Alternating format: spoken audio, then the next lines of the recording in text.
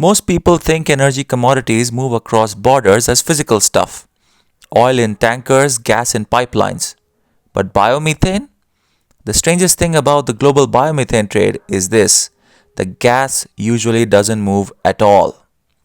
The striking fact is that in global biomethane markets, what's traded internationally is often not the gas, but the certificate attached to it. These are called guarantees of origin or renewable gas certificates. A country can produce biomethane locally, inject it into its own gas grid, and then sell the green attribute or the certificate to a buyer in another country, even though the actual gas never leaves. So the molecule stays local, the claim goes global. Let's say Denmark produces biomethane from agricultural waste. That gas is consumed inside Denmark itself, but the certificate proving it's renewable is sold to a company in the UK or France. On paper, that company is now using green gas.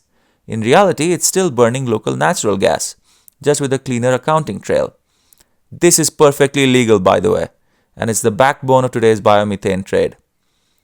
Because the trade is certificate based, biomethane prices aren't driven mainly by pipelines or ships.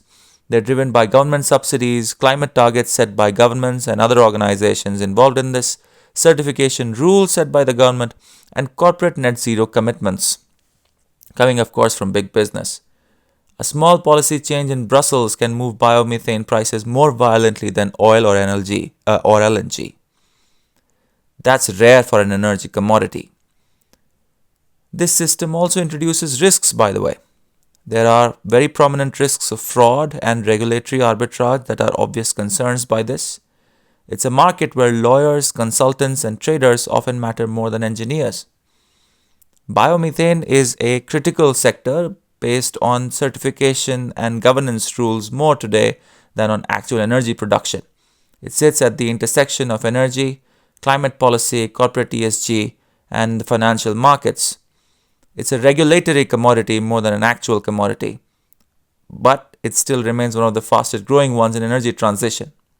If one understands biomethane, one understands how the future of energy trading really works, because this might essentially transcend into other sorts of energy trade as the world becomes more and more governmental and less real.